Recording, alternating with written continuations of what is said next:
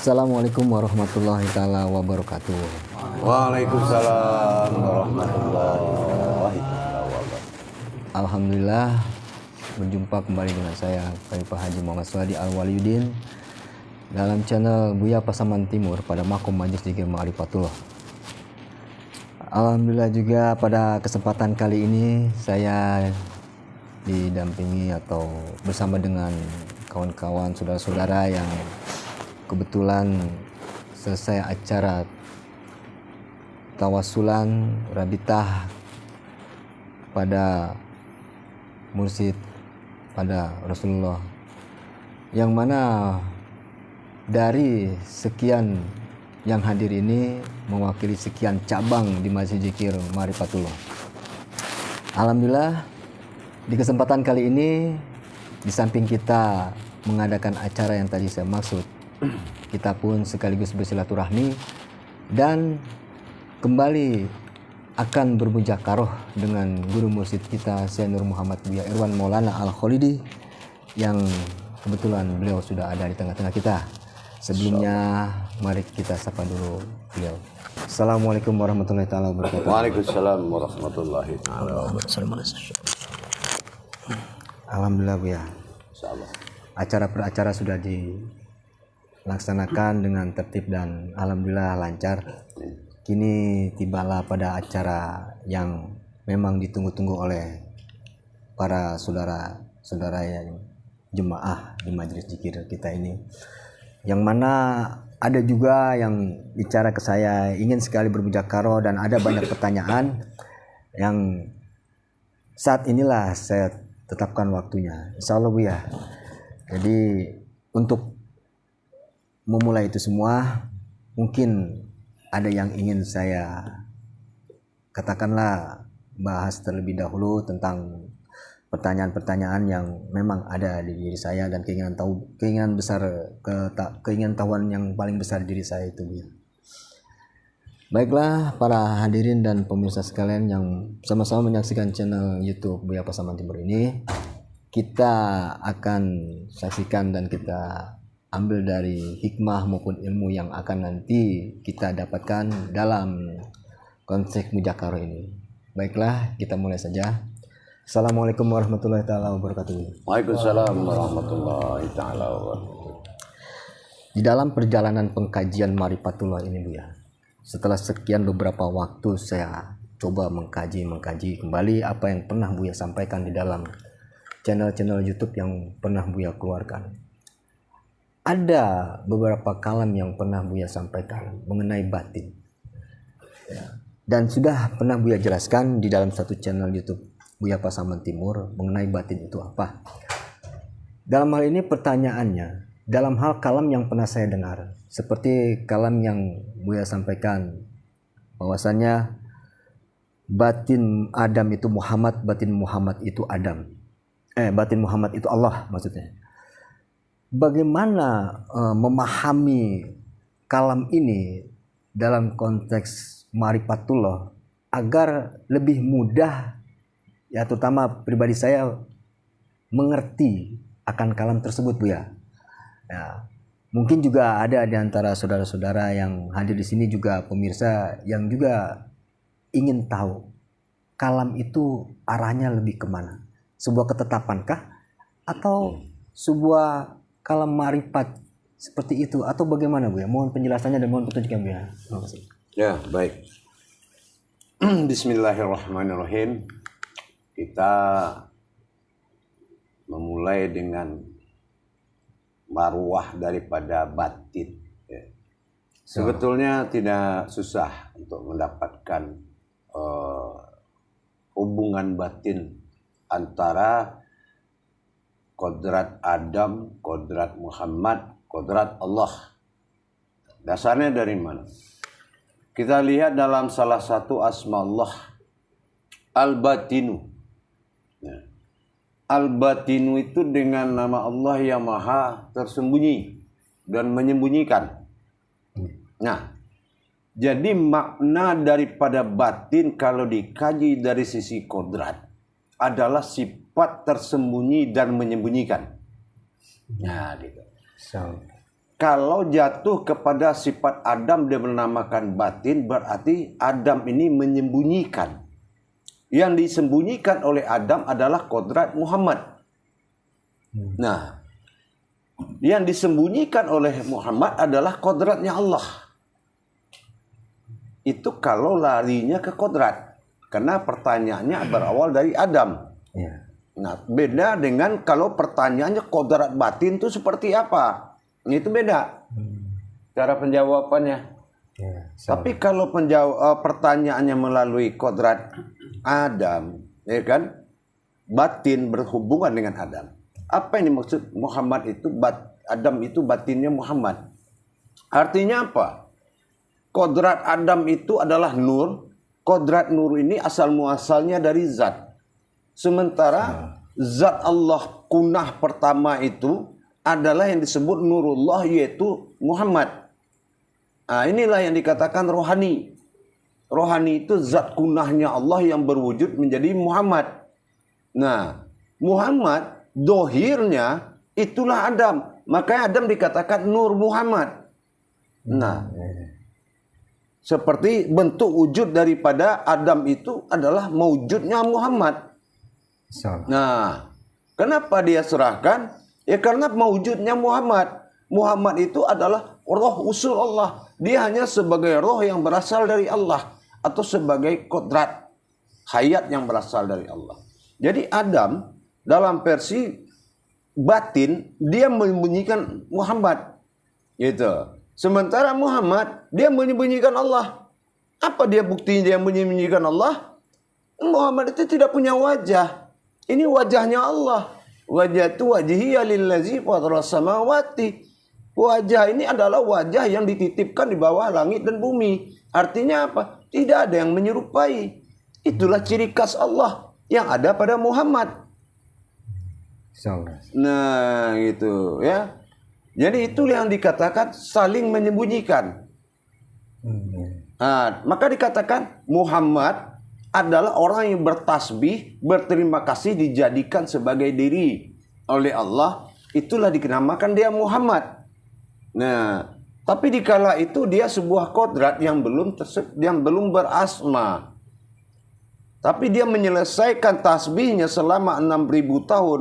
Menyebut Alhamdulillah, Alhamdulillah. Karena sudah dijadikan kodratnya. Maka dialah orang yang memuji Allah pertama. Memuji itu artinya bahasa Arabnya itu Muhammad. Nah, gitu. Jadi seperti yang pernah dikaji juga di acara YouTube lain, Nurullah itu adalah zat kunahnya Allah. Nur Muhammad itu adalah nuraninya Muhammad yang ada sama Adam. Gitu. Ya. Jadi itu saling menyembunyikan gitu. Jadi hakikatnya batin itu persembunyian, bisa dikatakan begitu, Bu ya? Kalau jatuh kupasan kajinya kepada kodrat Adam. Berarti tergantung makom yang dibahasnya itu dia. Jadi sebenarnya bisa dikatakan batin itu kodrat. Bisa dikatakan seperti itu? Ya, batin itu kodrat. Asal ada asmanya, ada husnanya, maka disebut kodrat. Nah, ada batin, berarti ada kodrat batin. Apa kodrat batin? Itu kabir. Nah, kabir itu berfungsi untuk mengkabulkan doa orang. Nah, gitu. Sama. Ya. Alhamdulillah ya. Mungkin untuk momen sekarang ini itu yang terpikir oleh saya dan itu yang ingin tadi saya pertanyakan, Bu ya. Namun karena banyak saudara-saudara saya juga yang di sini, barangkali ada juga yang ingin bertanya. Ya, jadi untuk yang hadir di sini kami persilakan, atau barangkali ada yang ingin bertanya selagi kita ada banyak waktu di sini dan kebetulan beliau sedang tidak banyak kegiatan, bolehlah kita pertanyakan apa yang sekarang selama ini kita jadi sebuah pertanyaan dalam diri kita. Silakan, Pak Jul mungkin, Pak. Silakan. Assalamualaikum warahmatullahi wabarakatuh. Nyalakan dulu.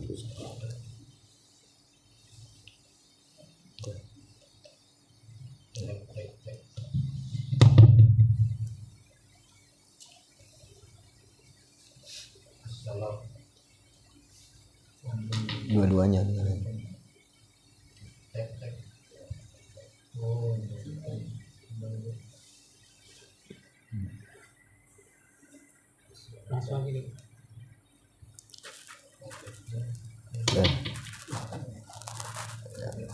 Lobet udah.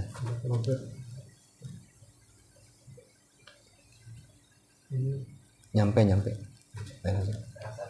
Assalamualaikum warahmatullahi wabarakatuh ya. Waalaikumsalam warahmatullahi warahmatullahi wabarakatuh. Saya ingin bertanya yang masalah kodrat batin tadi itu kobir. Di situ fungsinya untuk mengabulkan doa. Bagaimana supaya doa kita bisa tersampai terhubung dengan kobir tersebut? Ya.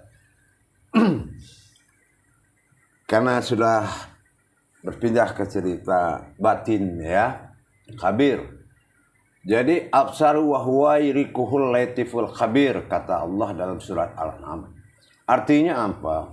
Sesungguhnya aku sangat meridhoi suatu doa yang kuberkahi. Nah, khabir itu adalah sifat Allah yang memberkahi setiap doa. Nah, tapi doa yang seperti apa? Kalau khabir ini pasangannya ada. Yang berdoa ini tidak boleh atas nama siapa, harus memakai kodrat Jabbar. Nah gitu, itu pasangannya. Kalau kita mengundang khabir ini kepada Allah, ya Allah ya Khabir, ya Allah ya Jabbar, maka itu pasangannya. Maka kita akan menghadirkan dulu ke sifat kekhabiran Allah terhadap sifat kejabaran Allah pada diri kita. Barulah kita memperlihatkan dengan mata batin kita apa yang kita mau. Nah, itu cara menjalankan doa. Gitu. Jadi kodrat kabir itu adalah kodrat batin. Makanya kalau kita sholat, Allahu Akbar. Apa kata Allah? Kabirau walhamdulillahi wa kasirau wa subhanallahi bukratan wa asila. Kalau tahu apa yang dimaksud ayat itu, maka sholat itu langsung diterima oleh Allah. Nah, seperti itu. Jadi harus dikaji dulu khabir itu apa. Seperti itu. Ya. Paham? Nah, insyaallah.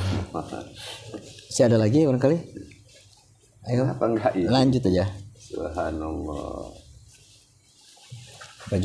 Fajul biasa nih. Pertanyaannya mantap nih. Assalamualaikum warahmatullahi wabarakatuh. Waalaikumsalam warahmatullahi wabarakatuh. Tengok enggak itu? Begini dia. Tentang kodrat tadi ya, seperti tadi ditanya Khalifah tadi. Apa semua ciptaan Allah diberikan yang insan ya kepada manusia? Apa semua derajat itu sama? Maksud derajatnya? Maksudnya kan ada kita tahu berapa paham gitu maksudnya dari golong-golongan dari muslim luar muslim juga apa sama gitu derajat itu. Iya. Kalau masalah derajat itu kembali kepada ketakwaan, ya. Kembali kepada ketakwaan seseorang kepada Allah. Kalau masalah derajat. Tapi kalau masalah kodrat itu sama. Ya, masalah kodrat itu sama. Tapi kalau masalah derajat itu kembali ketakwaan. Sejauh mana dia bertakwa atas apa yang diamanahkan oleh Allah. Contoh bertakwa itu apa? Diamanahkan sholat. Sejauh mana dia mengenal sholat itu, nah itu sudah takwa namanya.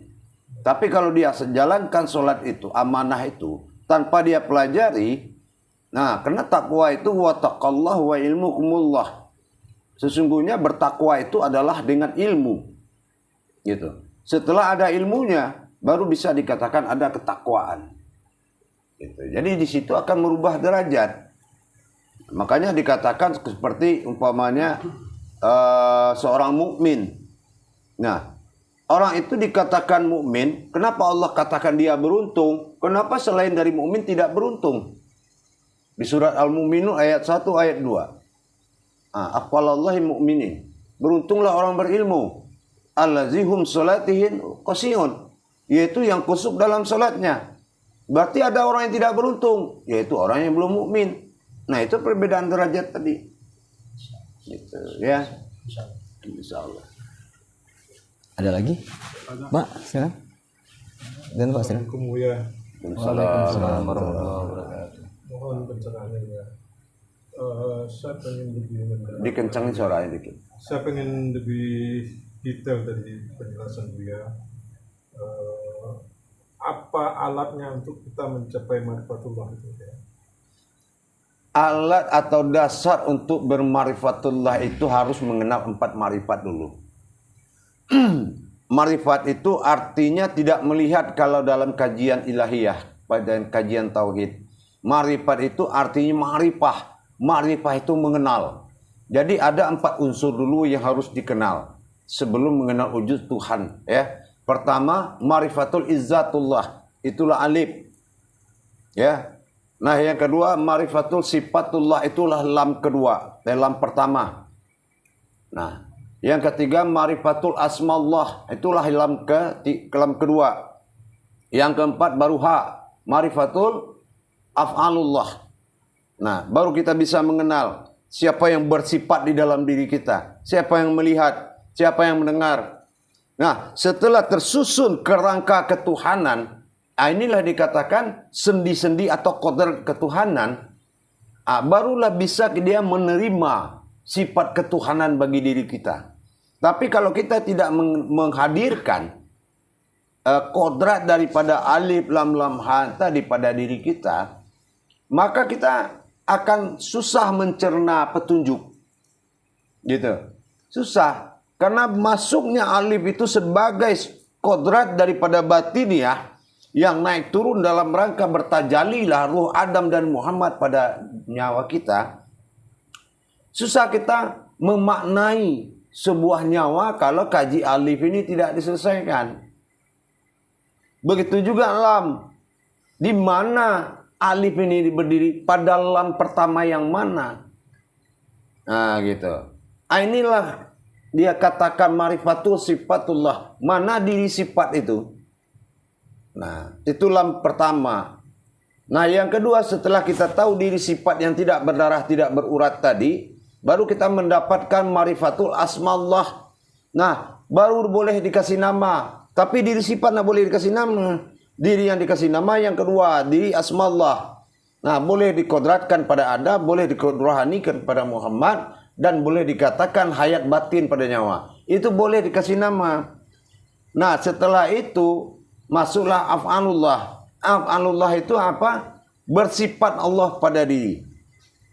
Mentiadakan sifat diri mewujudkan sifat Allah. Nah, itulah af'alullah. Nah, di situ awal kita bermakrifatullah dulu, mengenal sifat-sifat Allah pada diri kita. Insyaallah. Paham? Jadi marifatullah harus marifatul izzatullah dulu, marifatul sifatullah, marifatul asmaullah, baru marifatul af'alullah. Itu cara mengenalnya. Ya. Jadi apa kaitannya antara kodrat ilahiyah dan kodrat insaniyah? Kalau kodrat ilahiyah itu kalau dia masuk kepada perjalanan sifat, maka insaniyah ini adalah sifat Allah yang menginsan kepada sifat umat. Berinsan Allah pada diri, bukan insan diri. Bersifat insan Allah pada diri. Makanya halal kita bekerja baik, berdosa kerja buruk. Karena bersifat insan Allah pada, berinsan Allah pada diri. Nah, paham kan? Nah, gitu. Ya, kalau berinsan apa sih? Semua perbuatan ini adalah perbuatan Allah. Tinggal kita lagi berpikir, apa pantas Allah berbuat begini? Apa pantas Allah berbuat begini? Kalau memang mau menjadi insan Allah. Karena insan itu adalah kediri kesifat Tuhanan Allah pada diri. Insan itu tidak sah. Setelah insan, kita dituntut menjadi insan kamil. Belajar terhadap diri sendiri. Nah, setelah itu kita dituntut kepada insan kamilul kamil. Mencari diri dengan diri. Baru dibekali lagi kepada derajat insan kamil muzamil. Bagaimana merindukan diri. Nah, gitu. Insyaallah. Ya, paham kan? Silakan, Pak. Waalaikumsalam warahmatullahi. Saya mau bertanya gini Bu ya, tentang tadi dia ngomong bicara tadi masalah Nurullah, Nur Muhammad sama Al-Haq. Apa Nur Muhammad mewujud ke Adam alaihissalam? Nurullah berwujud ke batin, dan nur satu lagi Al-Haq. Itu maksudnya apa yang disebut tuh satu kesatuan apa berdiri sendiri? Ya. Kalau dikatakan satu kesatuan itu pasti.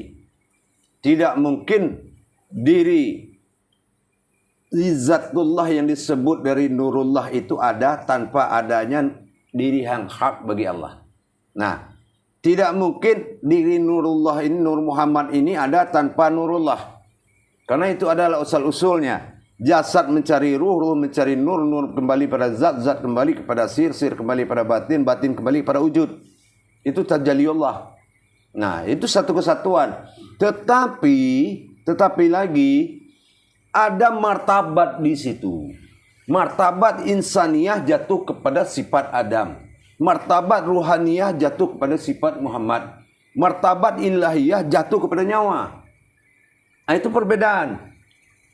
Martabat yang memperbedakan. Padahal semuanya sifat bagi Allah. Tapi Allah tidak mau dikatakan salah satu. Nah, untuk keadilan itu muncullah diri yang hak. Yang tidak boleh dikatakan zat, tidak boleh dikatakan nur. Diri yang hak itu yang menjadi diri sifat. Apa yang dikatakan diri sifat? Si diri yang batin. Diri batin, diri halus. Itu yang dikatakan ahyan kerajiyah. Tidak boleh dikatakan zat dan nur. Mana dia? Dia adalah diri yang ada di dalam diri.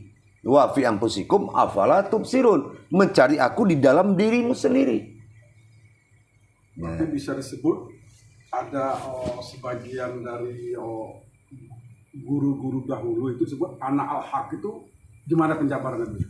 Ya, anak al-haqullah. Sebetulnya begini. Nurullah, Nur Muhammad di dalam nur haknya Allah. Nah, nur hak Allah itu adalah sifat hayat diri bagi Allah. Allah wal haqqu ala haqqu alal batila. Kalau diriku yang sebenarnya tidak pernah disentuh oleh kebatilan. Nur batil karena dia lenyap. Zat batil karena dia juga lenyap di dalam batin.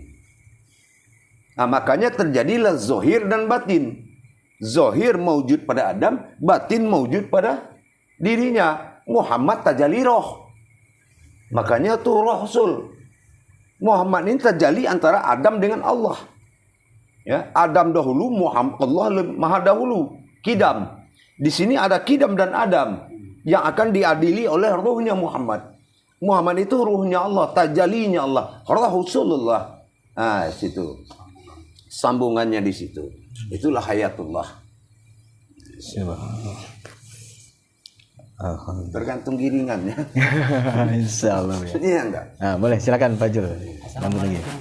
Waalaikumsalam warahmatullahi wabarakatuh. Waktu mendengarkan kalam-kalam Allah, Buya menyampaikan, kenapa di badan saya itu langsung berdetar.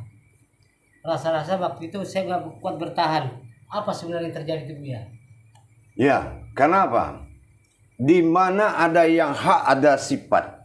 Di mana yang ada sifat ada aras, di mana ada aras ada lahut. Lahut itu getaran.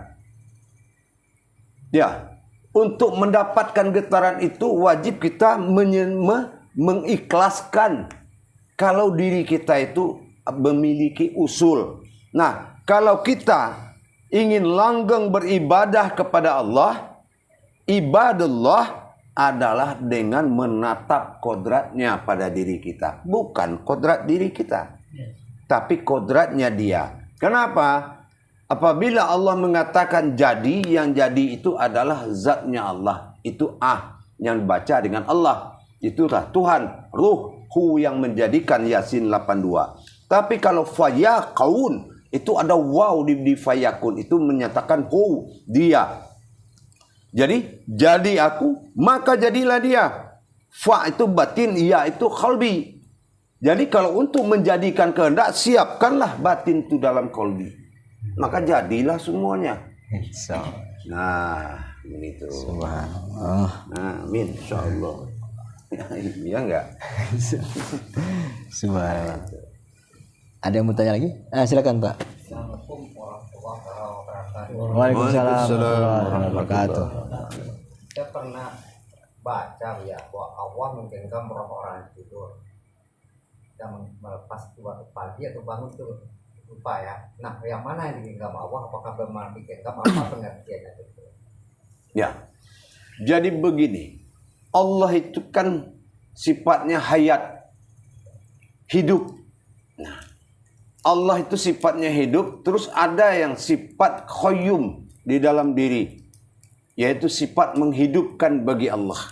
Nah, antara kejadian antara qayyum dengan hayyum, yang menghidupkan dengan yang hidup, ada dinamakan amal istiharoh. Istiharoh itu adalah amal yang ibadah yang dilaksanakan dengan tidur. Ya. Nah, kalau kita tahu apa makom istiharoh di diri kita, maka kita akan bisa mengatakan mana yang ditidurkan, mana yang tidur. Dan di mana kita tidur. Itu ada kajiannya di situ. Dikatakan tidur itu ibadah setelah kita mendapatkan 4 perkara.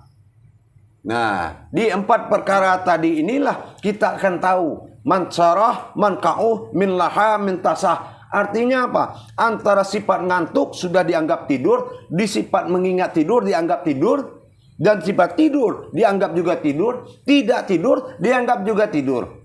Artinya apa? Itulah hayatullah. Jadi kalau kita begadang dalam rangka mengaji, itu sudah diistirahatkan Allah dalam bentuk tidur. Makanya orang yang begadang demi Allah itu nggak sakit-sakit dia.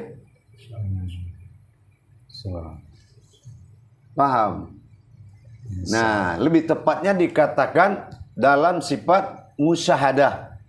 Musyahadah itu kita selalu merasa dilihat setelah kita bisa selalu merasa melihat. Gitu. Jadi pengertiannya bukan kodrat yang 3 itu yang digenggam Allah ya? Tidak. Ya, tidak. Ada lagi? Bagaimana? Belum ada. Kalau gitu saya kembali dulu ya.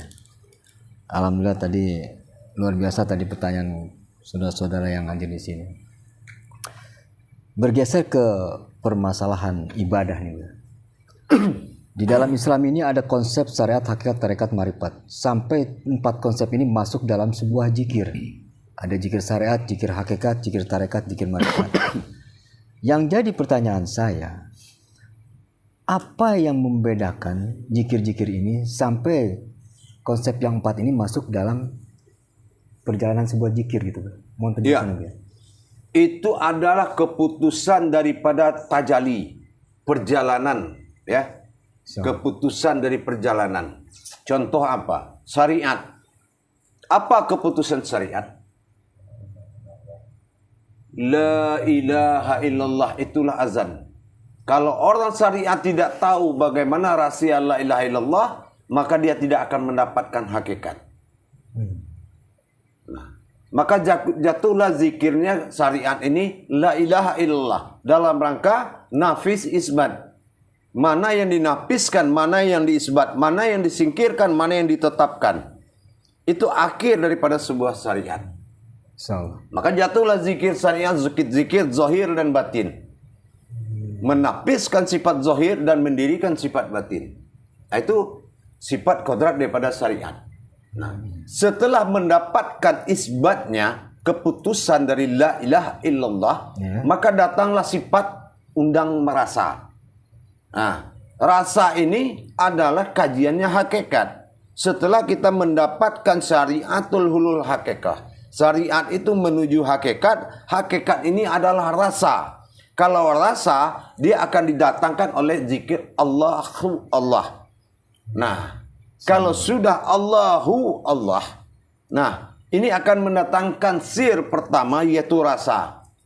Karena rasa yang datang dari sifat hakikat bukan dari suatu perbuatan getaran zikir. Rasa ini setelah kita mendapatkan dua asma Allah tadi. Mana Allah bersifat zahir, mana Allah sifat batin. Yang ada di syariat tadi itu akan ditatap di dalam alam hakikat.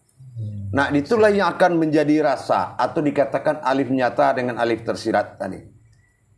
Nah, setelah tiba rasa, kepinginlah kita melihat apa yang datang itu. Rasa apa? Inilah tarekat. Nah, tarekat itu adalah orang yang bisa mendapatkan atau menatap, melihatkan apa yang dia rasakan. Nah, begitu dia melihat dalam alam tarekat dengan zikir Allah. Nah, jadi Allahu Allah, mana Allahku ya Allah, mana yang Tuhanku. Allah, aku yang Tuhan. Mana yang sifat aku, mana yang sifat Tuhan. Itu dapat dalam zikir tarekat. Nah, setelah itu maujudlah tujuan akhirnya wujud. Wujud itulah yang dikatakan makrifat. Nah, makrifat ini tidak lagi membawa kalam, tidak berhuruf dan tidak bersuara. Jatuhlah kepada hu. Nah, Alhamdulillah. Jadi bukan hanya sebatas yang 4 itu sebuah konsep, tapi itu merupakan sebuah zikir gitu, atau konsep dalam zikir, atau bagaimana tadi dia? Itu satu ruh semuanya. Oh iya. Memang satu urutan gitu. Karena yang wujud di ma'rifat tadi, dia dituntut oleh hukum syariat. Setelah berma'rifat baru datang hukum syariat menuntut. Apa? Allah fil zahiru, Allah fil batinu. Nah, dia butuh syariat lagi ke atas. Tapi syariat ini telah menjadi syariatullah, syariatnya Allah. Ya, insyaallah. Nah, ini kan terkadang izin ya, kita kan memahami zikir hanya sebatas banyak dari bilangan yang harus kita wiridkan, dan terkadang kan orang tidak memahami juga kalau bahasanya zikir itu mengingat, sementara yang dilapaskan itu kan bertasbih Bu ya. Kalau dalam konteks sebuah zikir sebenarnya Bu ya, ini adakah golongan-golongannya zikir itu? Mohon petunjuk. Iya. Golongan zikir ismu zat itu seputaran daripada zatnya Allah. Nah, zat itu banyak tingkatnya sampai kepada zat zahirnya Allah. Nah, ini dikatakan ismu zat. Ada juga zikir kepada tingkat sir. Nah, tingkat sir ini dinamakan zikir fisifat. Fisifat itu banyak tingkatannya. Nah, barulah kita masuk ke tingkat zikir muqarabat. Muqarabat ini adalah orang yang selalu bertatap-tatapan dengan Tuhan, gitu. Nah, gitu, muqarabat.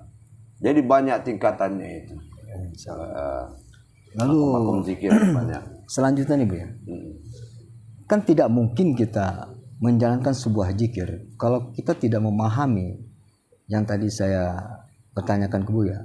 Dari syariat, hakikat, tarekat dan ma'rifatnya, kalau tidak salah nih Bu ya, dari sebuah ayat yang akan kita ingat, atau konteks zikir ini ada sesuatu yang memang khusus untuk diingat, atau seperti itu pengertiannya Bu ya? Mohon penjelasan Bu ya. Tidak ada ibadah pengungkap zikir, itu tidak ada selain dari datang satu orang mengingatkan. Itulah wali diri. Disitulah asal muasal zikir, setelah wali Allah itu mengingatkan. Ya. Itulah wujud terakhir zikir tadi. Setelah dibuka kaji oleh utusan Allah, kamu ingat kaji itu dan kamu ingat terus, maka itu akan menjadi sebuah zikir yang akibat kepada mulazamatu zikri, dan akan terus dalam mengingat. Untuk melupakan dah susah. Tapi kalau zikir ini jatuh kepada makom mukharabatul fil illah, jatuh kepada makom ibadah, banyak harus dilaksanakan. Tapi kalau zikrullah lebih dahulu didapatkan daripada mengenal Allah atau ma'rifatullah. Kenapa? Wahyu itu turunnya kepada wali Allah yang akan menceritakan tentang Allah, dan itulah yang akan diingat. Dari mana kaji usuluddin itu datang? Memang ada kitab usuluddin? Tidak ada. Ya, Al-Kisah Allah berkutsi dengan diri dia, dari mana kita bakal tahu? Kalau tidak walinya yang bercerita. Betul tidak? Itulah awal zikir yang harus diingat. Ya. Alhamdulillah, mulai saya memahami. Tidak mungkin kita mengingat sesuatu kalau belum dikenalkan oleh seorang yang memang sudah diberikan hak oleh Allah dan diangkat sebagai wali. Insya Allah ya. Jadi mungkin dari awal, lalu saudara-saudara di sini yang ingin bertanya pun sampai tadi terakhir pertanyaan saya, sepertinya. Tapi sebelum ke terakhir ya Bu ya, saya mau tanya kembali nih sama saudara-saudara yang lain. Kira-kira masih ada pertanyaan lagi nggak nih? Silakan Pak Jo. Assalamualaikum Buya warahmatullahi wabarakatuh. Waalaikumsalam warahmatullahi wabarakatuh. Assalamualaikum. Kita kan tahu kalau zikir itu kan ada adabnya Buya. Adabnya seperti apa tuh? Apa kita harus tawasul dulu baru zikir? Karena adab jatuhnya Buya ya. Jadi dari mulai mana dulu kita bisa berzikir? Ya. Apa kita sholat dulu baru berzikir? Apa ada tawasul dulu gitu? Jadi susunan gitu ya. Baru kita masuk zikir. Ya. Kalau menurut surat Taha ayat 14, iqimis salatana li zikri, dirikanlah salat untuk mengingatku. Berarti salat dulu. Setelah kita salat 2 rakaat, namanya salat hajat. Terus zikir kita langsung. Tidak. Harus didirikan hajat di dalam salat hajat. Ya. Nah, jangan setelah salat baru berhajat. Berarti ketinggalan sholatnya. Nah, setelah kita laksanakan sholat hajat, 1 rakaat kepada diri kita, 1 rakaat lagi kepada yang kita hajatkan, baru kita tetapkan niat kita pada tahiyat akhir. Setelah itu kita melaksanakan munajat dengan humul salam, mendirikan 5 salam besar kepada Allah. Illahi anta maksudi waradika marlubi. Assalamualaikum ayyuhan nabiyyu wa rahmatullahi wa barakatuh. Assalamualaikum ya rahman ya rahim. Assalamualaikum ya malikatul habibillah wal mukharabin. Assalamu alayna wa ala ibadis solihin. Jangan tidak beradab ya, karena setiap alam ma'rifat itu ada yang nungguin. Nah, setelah itu perkenalkan dirimu. Allah ya Rabbi ya Karim, innani umatin Muhammad wal bani Adamah. Ridallah fil zikrullahu akbar. Mohonlah ridho, aku ingin mengingat. Itu namanya munajat. Munajat itu antara kita dengan Allah. Nah, itu namanya adab. Jangan berbekal berbekal amalan langsung zikir aja. Nggak bisa. Ya. Baiklah, masih ada lagi barangkali? Nah, silakan Pak. Apa lanjut ya? Bebaskan. Saya penasaran ya. Apa bedanya antara ahli agama dan yang menjalankan agama? Kalau ahli agama disebut Jabariyah, dia mengetahui sejarah, tapi tidak pernah masuk ke dalam sejarah itu. Tidak pernah dia mendapatkan tafrid, tidak pernah merasakan sejarah itu. Tidak pernah dia mengalami tajrid daripada sejarah Jabariyah tadi. Dia hanya bisa menyampaikan dan tidak mampu merubah. Itu ahli agama. Gitu. Insyaallah. Nah, begitulah sebaliknya.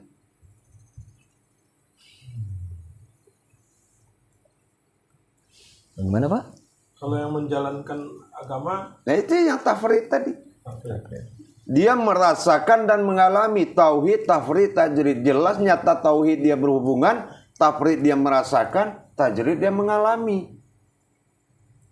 Tapi sebaliknya itu yang tidak dialami oleh ahli agama.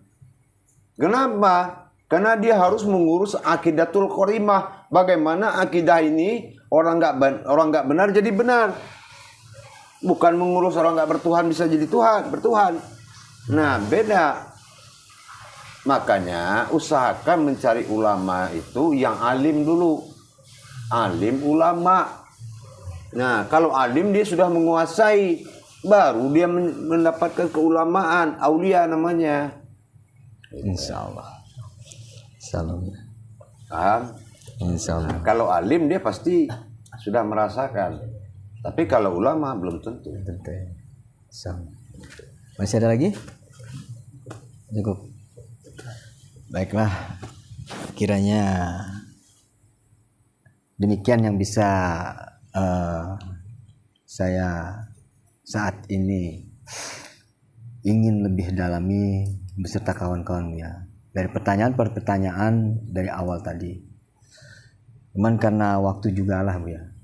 Jadi seperti biasa saya mohon Bu ya bisa dan tidak kurang-kurangnya lebih memberikan kepada kami di sini, juga bagi jemaah dan pemirsa di rumah yang menyaksikan channel YouTube ini untuk memberikan nasihat. Silakan Bu. Insyaallah. Ya, insyaallah saya cuma mengingatkan, tidak berulang, tidak sekali dua kali saya sampaikan. Hindari prasangka di jalan Allah. Belajarlah untuk mendapatkan kebenarannya. Jauhkan prasangkamu. Sesungguhnya Allah di atas prasangkamu. Apabila prasangkamu lemah, maka ketuhanan di dirimu sangat melemah. Meskipun pengalamanmu banyak. Insya Itu Allah. aja. Insya Allah seperti itu. Alhamdulillah. Terima kasih Bu ya. Para pemirsa dan jemaah yang sama-sama menyaksikan channel YouTube Buya Pasaman Timur pada Makom Majelis Zikir Marifatullah. Demikianlah tadi satu persatu pertanyaan yang digali dan dikaji dengan guru mursyid kita, telah kita utarakan dari saya pribadi juga jemaah yang hadir di sini. Kiranya semua yang tadi disampaikan dan menjadikan sebuah jawaban dari guru mursyid kita jadi sebuah ilmu yang bermanfaat dan menjadikan sebuah tonggak atau kan modal dasar kita untuk beribadah di alam yang hak atau menuju yang hak.